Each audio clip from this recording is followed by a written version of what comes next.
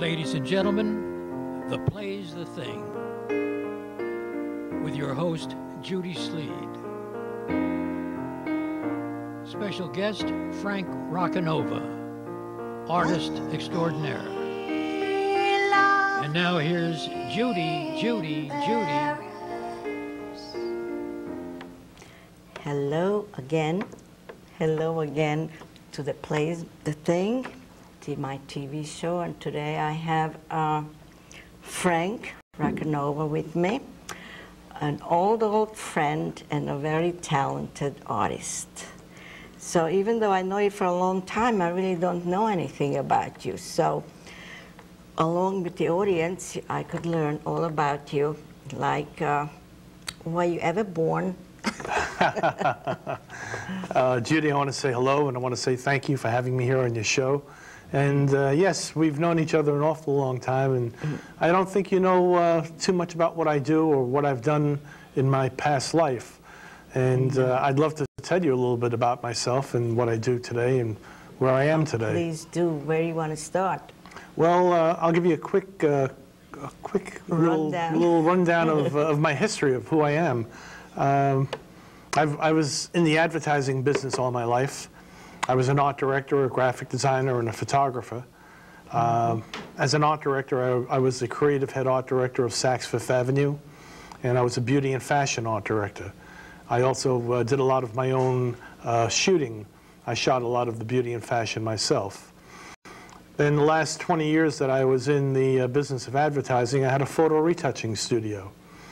And in 1989, we were the first, if not the first, pure retouching studio to go digital. We bought our first computer. It was $1.4 million, and it cost about $700,000 to set up the environment, and that was all used to do retouching digitally. So we were kind of pioneers in the field of digital retouching. See, I never knew that about you. Yes. And, you know, today, I retired around 10 years ago, and I've gotten back to my roots being pretty much an artist. I paint, I draw, I sculpt. I'm a filmmaker today also. I've been in the Hamptons Film Festival for the last 3 or 4 years. I'm working on a piece now with Jeff Dell, who's my partner in crime. And he's primarily the editor and director. I'm pretty much a cameraman, director, and we're putting together a piece that we hope will be in the next film festival. When you say putting to you something somebody had written, or just certain shots? No, it's a documentary, and its theme is artist of the Hamptons primarily, and I don't want to let the cat out of the bag. No. But if we do get it in time for the festival, I think it'll be a very funny piece, and it'll be something well worth attending to take a look at. Oh, I would love to see it. Yes. But today I brought some of my work, some of my current work, some things that I've worked on in the past, and a series that I'm about to embark on in the future. I've always been intrigued with glasses. Drinking glasses. I've always been very intrigued with drinking glasses, and I thought I'd like... Especially what's in them. Especially what's in them. Today, what's in them is a glass of water, but yes, especially what's in them. What I wanted to do was shoot a series of glasses, and I did, and I was going to start off shooting these glasses, and they were going to be very abstract, almost like paintings. It was going to be a study in form, shape, color, and that was the intent. But as I started shooting these glasses, they started to take a life onto their own. They started to talk to me as I was shooting them. All of these were shot in my studio, very controlled lighting, very controlled situation. And so from being very, very tight in on the glasses and what was in the glass and the color and the shape, I started to pull back. And as I pulled the camera back, I started to tell a little bit of a story. And then from telling a story, then I started to then wind up with a different image from the abstract image. If it's possible, I'd love to maybe show you to see it. Show you the very yes. first image. This first image here, it's I call it cherry squeeze, and it's a cherry. It's squeezed in the glass, the stem of the glass. Yeah, that's what it is. This is the stem of the glass with the cherry. Correct. And here, this is what I had intended on doing from day one with this series. What I wanted to do was be very graphic, have a spot of color, have the interest of the shape of the glass, and that was supposed to be what the whole series was about. You have any more? Yes, yes, we have quite a few. The next image. As I started to pull back, Broken glass. yes, yes. What happened with this?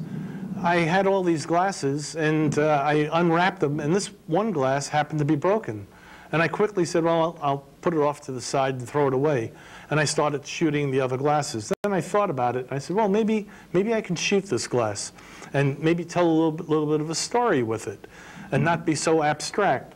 So I took the broken glass and the pieces that were broken, laid it around the base of the glass, put a little bit of a liquid in the glass, a lemon rind, and I was fortunate enough to catch that drip just in its correct spot, and I call this "Don't Cry For Me."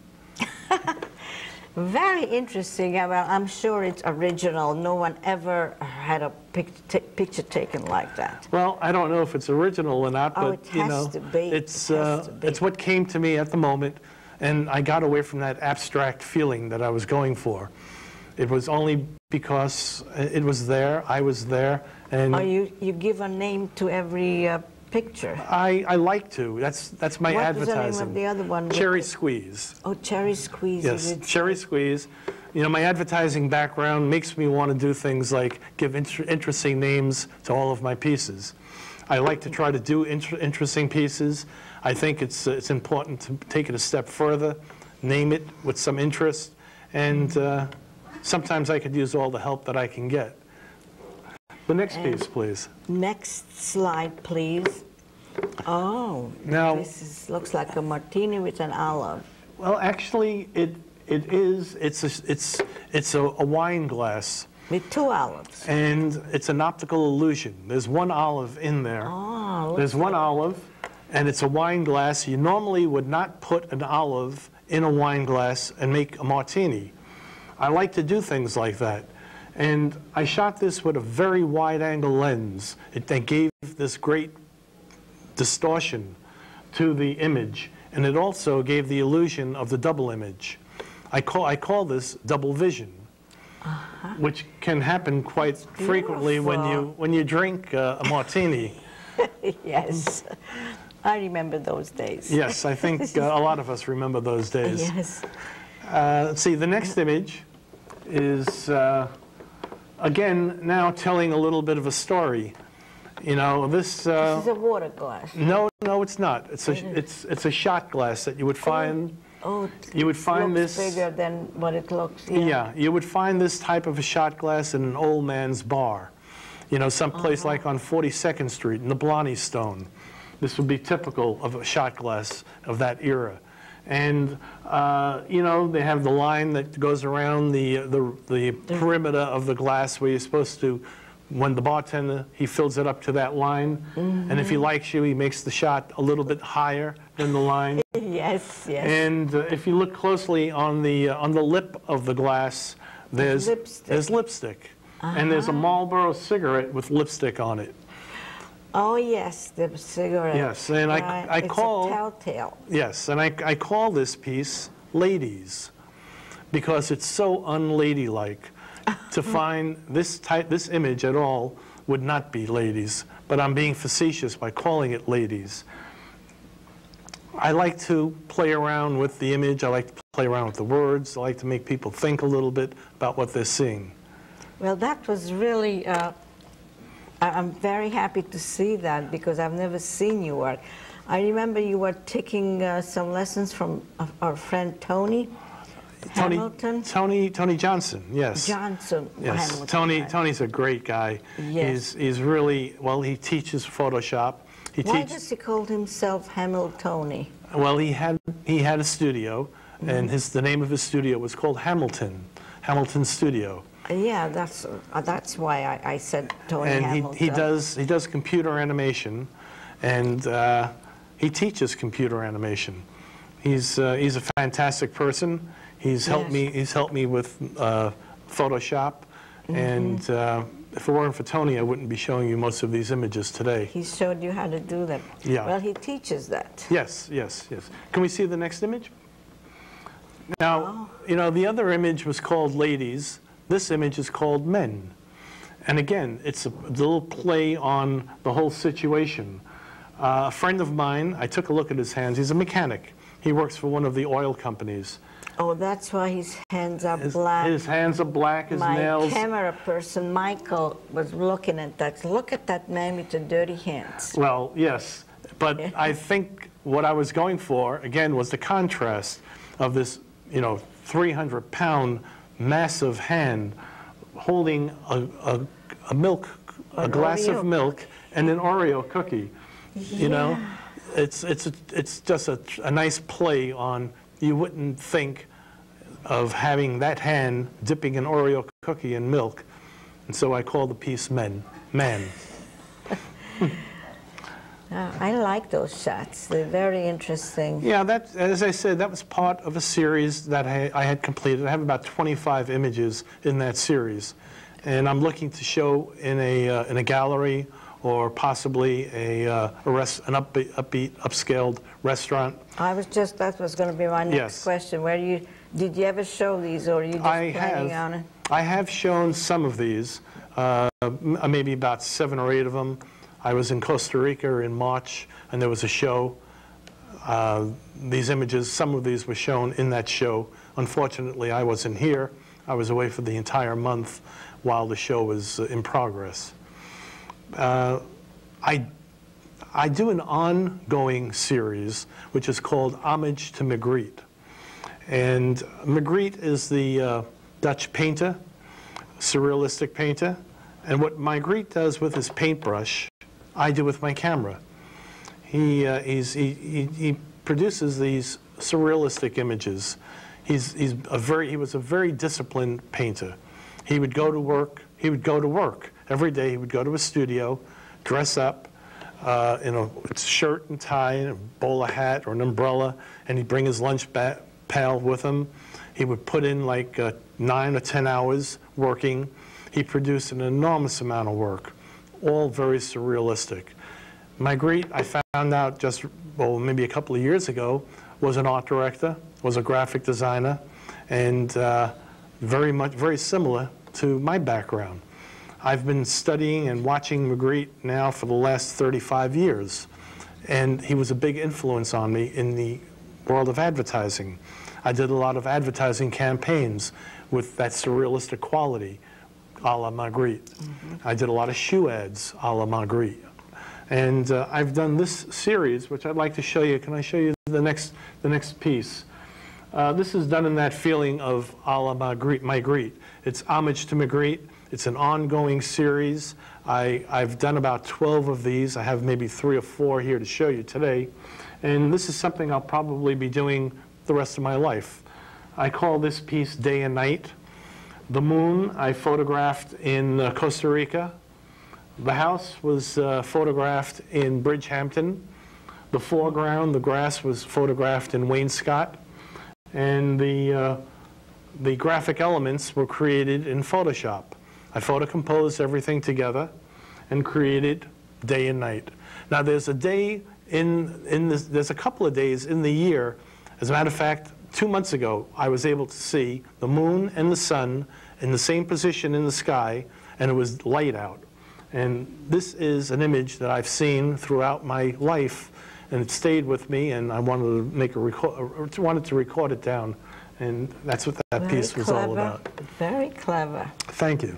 And you seem like you're really proud of your achievement. Well, you know, a lot of work goes into this, a lot of thinking goes into it, a lot of planning. Lots of my work comes from true life experience. you know, it's rewarding to be able to express yourself and not just use your camera to record a picture for a picture being a picture. I like to do what Magritte does with his paintbrush, with my camera. I love the surrealistic approach. Can we see the next image, please? Now, this is something that Magritte does quite frequently. He has, I call this piece Rain. Is that a bridge? Yes, that's the Manhattan Bridge. It's Dumbo. Between Manhattan Bridge and the Brooklyn Bridge, there's an area on the Brooklyn side called Dumbo. It's a new artist community that's evolved over the last 10 to 12 years. And that background image is photographed all as one image. There's no photo composition. There's no image manipulation. If you look through the archway of the bridge, you'll see the Empire State Building. And that's, if you went down to that location and you stood where I stood with my camera, that's what you would see. Obviously, you would not see the men as rain. This becomes a very, very technical piece because what I've done, I've created the men to be rain, and I've put the men in front of the bridge, in the middle of the bridge, in between the structure, and behind the bridge. And technically, it's quite interesting, and it's a very difficult piece. It sure is. Very interesting. Yes. Yes. Thank you. I have another piece that I'd like to show you, part of this Magritte surrealistic images. Sure. Oh, wow. I photographed this in, well, in two locations. I was in Costa Rica, as I said before, for the month of March. And I was showing some of my work to some people down there. And there was this young lady, she's a masseuse. And I said, you know, I've got a couple of pieces that I want to produce, but I need a nude. She said, I'll do it. Really? So I said, oh, great, but, you know, I have to take a look at what you look like. But she had a thong bikini on, you know. Mm-hmm. So she took her thong bikini off, and I said, okay. So we shot, and we shot a little. And this is the image that from that shooting session. And again, Magritte does something very similar to this, where he has the background coming through, and the form of the figure is taken on through the background. And the clouds achieve that for me. Well, how long did she have to stand like that?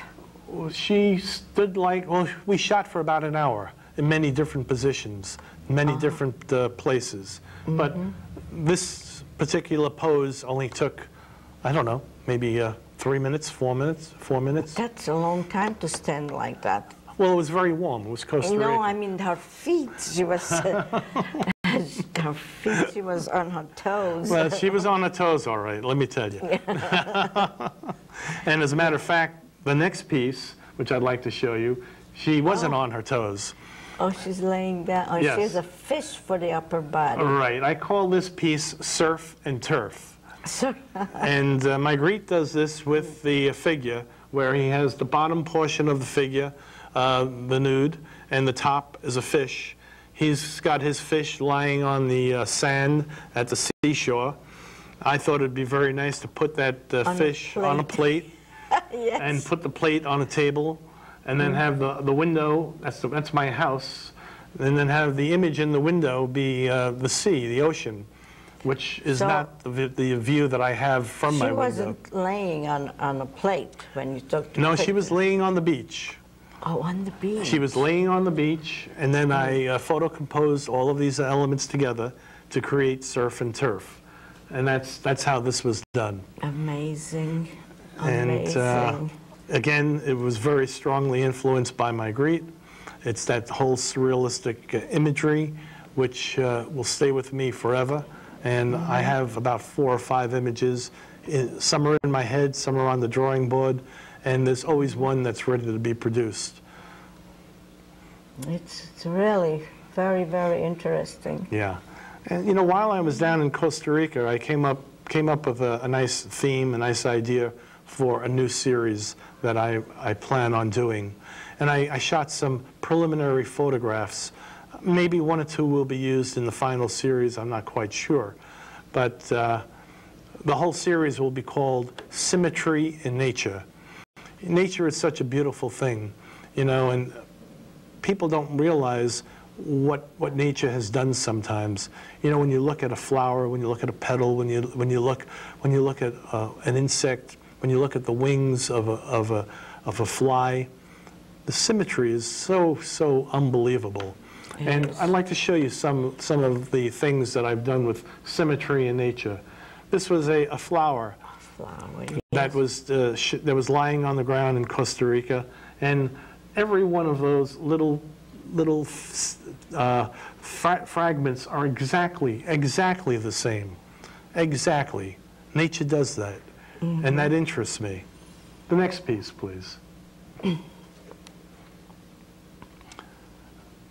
This is a palm leaf. Yes. And, you know, when I went down there, and I was kind of taken back by the repetitious movement of each and every one of those leaves. It goes pop, pop, pop, pop, pop, pop, pop, pop, pop. It's almost like music.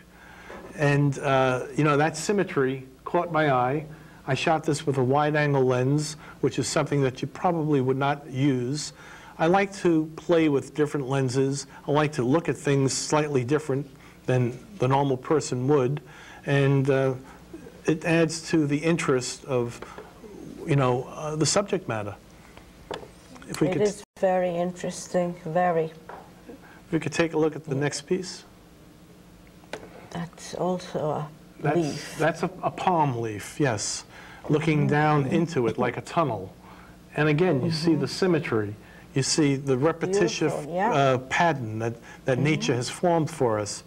And when we look at these things quickly, our eye just scans over it, glazes by it, and we go on to the next thing. That's true. We never really paid too much attention to these little things. Right. The next piece, please. That's also a palm. Yes, that's a palm leaf. Again, that same repetitive pattern. Pop, pop, pop, pop, pop, pop, pop, pop. The next piece, please. No, that's not a palm leaf. Yes, it is. That's also a palm leaf. Yes, that's a different angle. It's a different angle, and it reminds me of my ex-wife's hair. She had that wavy, curly hair. And if I were to photograph her hair in that state, you would see symmetry in nature again. Probably, yes. Yes. Yes. I'm not sure if there are any more pieces here. Probably not. But so where are you going to show this? Well, I'm not quite sure where. Ashford Hall? I think before the summer's over, I'll be showing at Asherwell Hall. Yes. You have to rent. You have to call them to rent the place. Well, I'll be part of a group show, and next year I was a little bit out of action this year because I just had my hip replaced. And, yes, I remember that. And I spent probably the last 7 months either in pain or recovering from my operation, which I was operated on just 5 weeks ago. And I made a very swift recovery. Yes, you did. But the problem was all the months that led up to the operation, I was in so much pain that I really wasn't able to think about having a show or showing any work. I went to Costa Rica for that 1 month. I was lucky enough to take some photographs down there, but I was in a lot of pain. And you've been to Florida also?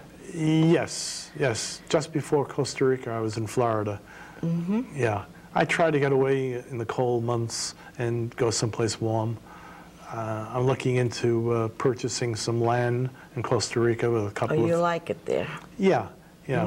Trying to maybe someday make 3 months out of the year that location, like January, February, March, and then come back to my house in Amagansett. I live in Amagansett.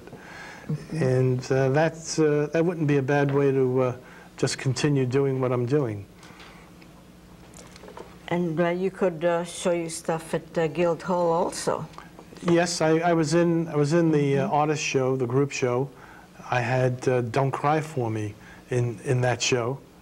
And last year I had one of my great pieces in. It was called Flip Top Box. It was it was the interior of a funeral parlor. Did you sell anything? I have sold things over the years. I haven't sold anything recently, but yes, my work has sold. And are you making a living out of this? A living? No. No. No. I thank God I made a pretty good living in the advertising business, and also in the retouching business. I retired 10 years ago, and I retired to do what I really love to do, to get back to my roots. My roots being some of what I've shown you. I also like to sculpt. I like to make films. I like to draw. I like to paint, although I haven't painted or drawn recently. I'm about to do a bust of a friend of mine in clay. Well, would you believe the half hour is just about up, and at the end I'd like to do a trivia question for the people who are watching. And I'd like to show them a picture, if they could identify this little girl. She's a famous news correspondent, and I'm going to give them my email, which is jsleed@uptownline.net. You send in your guesses, and I'm going to have a fishbowl filled with all your names, and we're going to have a drawing, and whoever name is picked out, that's going to be my next guest. Well, Frank, thank you so much for coming on my show, and I'm very glad to have learned more about you. Well, Judy, thank you for having me. Because your work is really very interesting, and I wish you good luck with it. Thank you. And don't forget to tell your friends to tune in. Channel 20 LTV. Well, all my friends are tuned in. Yes. And we're going to have some other interesting guests on the show. And you have so much to say that maybe we could do it again, another half an hour. Okay, Judy, you tell me when, and I'll be there. Bye, everybody. You want to wave to the people? Bye. Yes. That's my trademark. Well, it went very quickly. Yes, it did. I didn't give you a chance to speak too much. No, that's fine. It's fine. You made it easier for me.